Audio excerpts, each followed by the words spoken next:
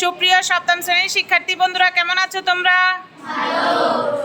তোমাদের সবাইকে তোমাদের বাংলাদেশ ও বিশ্ব পরিচয় আজকের ক্লাসে তোমাদের সবাইকে স্বাগতম জানাচ্ছি। এবং আমরা যে অধ্যায়টা আমরা গত দিন পড়েছি সেটা হচ্ছে আমাদের প্রথম অধ্যায়, বাংলাদেশের মুক্তি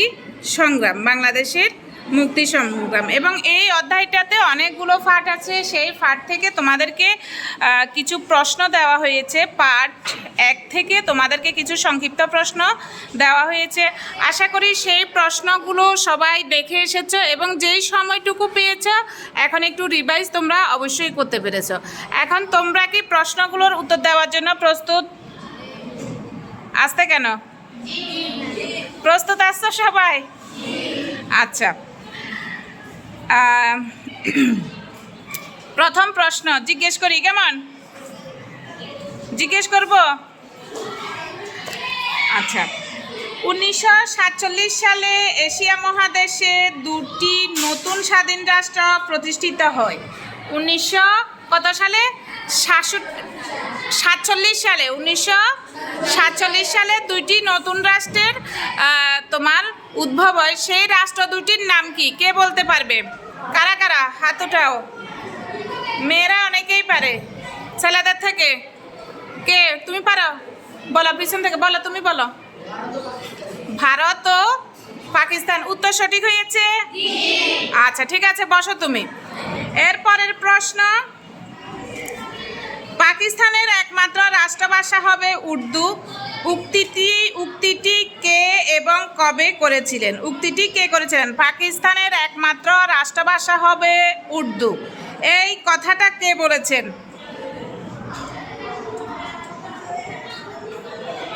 শুধু একজন? হ্যাঁ, তুমি বলো, তুমি। Governor general? বুঝি নাই। উত্তর কি সঠিক হয়েছে? অনেকেই তো হাত তুলো নাই। বলো, তুমি বলো। ভুল সেটা।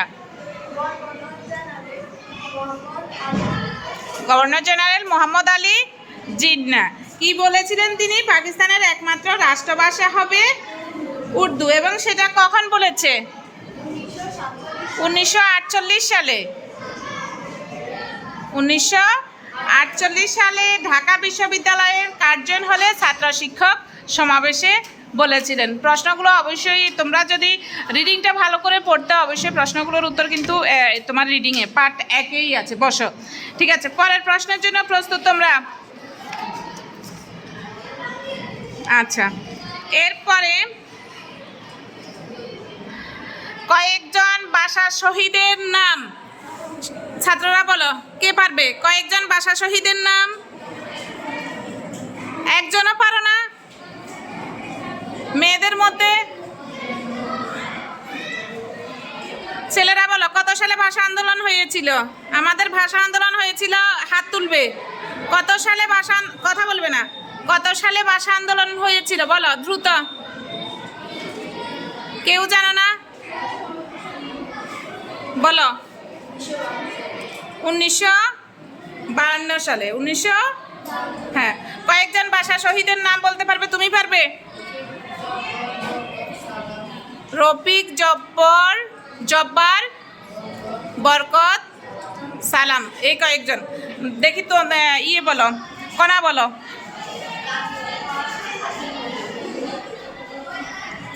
ভাষা শহীদের নাম যারা ভাষার জন্য জীবন দিয়েছেন।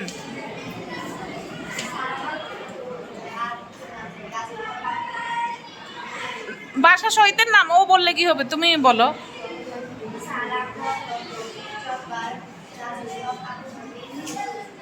না, গাজীউল হক, আব্দুল মতিন, এরা তো তোমার নেতৃত্ব দিয়েছেন। এরা ভাষা শহীদ মানে যারা জীবন দিয়েছেন। রফিক, জব্বার, বরকত, সালাম, শফিউর এবং 9 বছরের কিশোর অলিউল্লাহ এবং 21 ও 22 ফেব্রুয়ারিতে তারা নিহত হয়েছিল। এরা সবাই কি, এবং নাম না জানা অনেকেই আবার সেখানে নিহত হয়েছে। তারা সবাই হচ্ছে ভাষা শহীদ।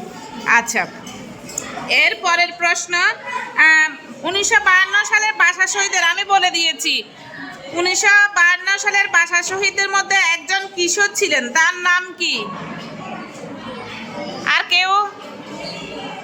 পড়া তোমাদের কমপ্লিট হয় নাই। আর সামনে থেকে কেউ পারো? এই মেয়ে, তুমি হাত উঠেছ, পারো না কেন পড়া? হ্যাঁ বলো, তুমি বলো। অলিউল্লাহ। বয়স কত ছিল? বয়স কত ছিল বলো। 9 বছর। ঠিক আছে, বসো। অনেকেই পড়া কিন্তু কমপ্লিট করো নাই, অনেকেই পড়া কমপ্লিট করো নাই। আচ্ছা, কত সালে আমাদের ভাষা আন্দোলনকে আন্তর্জাতিক স্বীকৃতি দেওয়া হয়? কত সালে? কত সালের কত তারিখ? এখন সারা বিশ্বে 21শে ফেব্রুয়ারিকে আন্তর্জাতিক মাতৃভাষা দিবস হিসাবে পালন করা হয় সারা বিশ্বে। সেটা স্বীকৃতি কত সালে কত তারিখে দেওয়া হয়েছিল?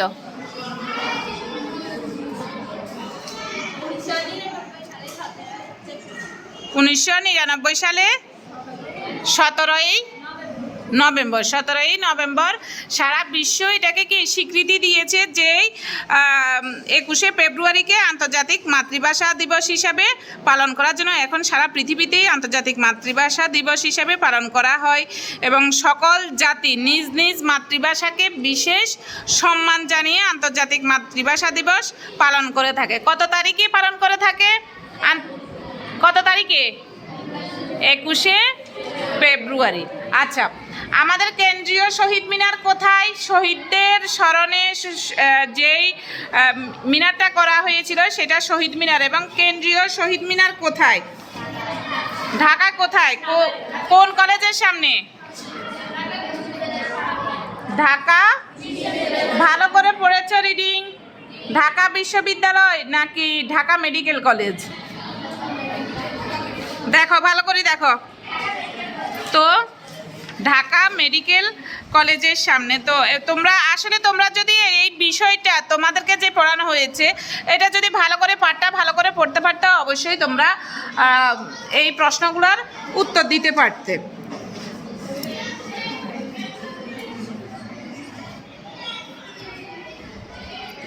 ভাষা আন্দোলনের সক্রিয় নেতৃত্বদানকারী তরুণদের মধ্যে 2 জনের নাম বলো। একজন হচ্ছে কি? 2 জনের নাম বলো। একজন গাজীউল হক,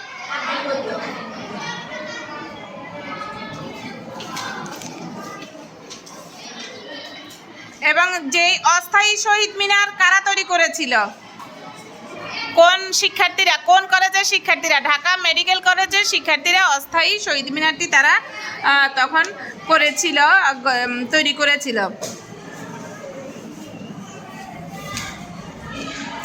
অস্থায়ী শহীদ মিনার নির্মাণ করা হয় কত সালে? কত সালে কত তারিখে বলো তো? অস্থায়ী কেউ পারো না? 1963 সালে কি সেটা দেখো। দেখেছো বই? বই দেখে বলো 1963 সালে কি? আমি বলছি অস্থায়ী। 1963 সালে কি বলো? 1963 সালে এই অস্থায়ী মিনারটি স্থলে বড় করে শহীদ মিনার করা হয়, অর্থাৎ স্থায়ীভাবে শহীদ মিনার তৈরি করা হয় 1963 সালে। কিন্তু তোমার পুলিশের গুলিতে শহীদ হয় সেই স্থানে 23শে ফেব্রুয়ারি ঢাকা মেডিকেল কলেজের ছাত্রছাত্রীরা তৈরি করে একটি শহীদ মিনার। সেটা ছিল অস্থায়ী। 23শে ফেব্রুয়ারি 1900 কত সাল হবে? 1900 কত সাল? 52 সাল। কারণ 21শে ফেব্রুয়ারি তোমার যে আন্দোলন হয়েছিল সেখানে কয়েকজন শহীদ হয়েছে, নাম না জানা অনেকে শহীদ হয়েছে এবং তাদের স্মৃতির উদ্দেশ্যে 23 তারিখে তখন সেখানে শহীদ মিনার, অস্থায়ী শহীদ মিনার গঠন করা হয়। এবং সেই অস্থায়ী শহীদ মিনারটি পরে কি 1963 সালে সেটা বড় আকারে স্থায়ীভাবে করা হয়। অবশ্যই আশা করছি তোমরা পাঠটা ভালো করে পড়বে। পড়ে এখানে আরও অনেক প্রশ্ন আছে এবং একটা সংক্ষিপ্ত প্রশ্ন। এখানে তোমার কত মার্কের উত্তর? কত মার্কের? 2 মার্কের। একটু সেখানে কিন্তু ভালো করে লিখতে হবে এবং সঠিক উত্তরটা দিলে তুমি নাম্বার পাবে। এবং এই বিষয়গুলো আমাদের ইতিহাস জানারও কিন্তু সঠিক ইতিহাস আমাদের জানার অবশ্যই প্রয়োজন আছে না? অবশ্যই তোমাকে ভবিষ্যতে এগোতে হলে তোমার দেশ সম্পর্কে অবশ্যই জানতে হবে। আচ্ছা, তাহলে আমাদের ভাষা আন্দোলন কত সালে? এরপর আমরা যুক্তফ্রন্ট নির্বাচন কত সালে? এখানে পড়ানো হয়েছে কত সালে? 1954। এরপরে কি 6 দফা কত সাল?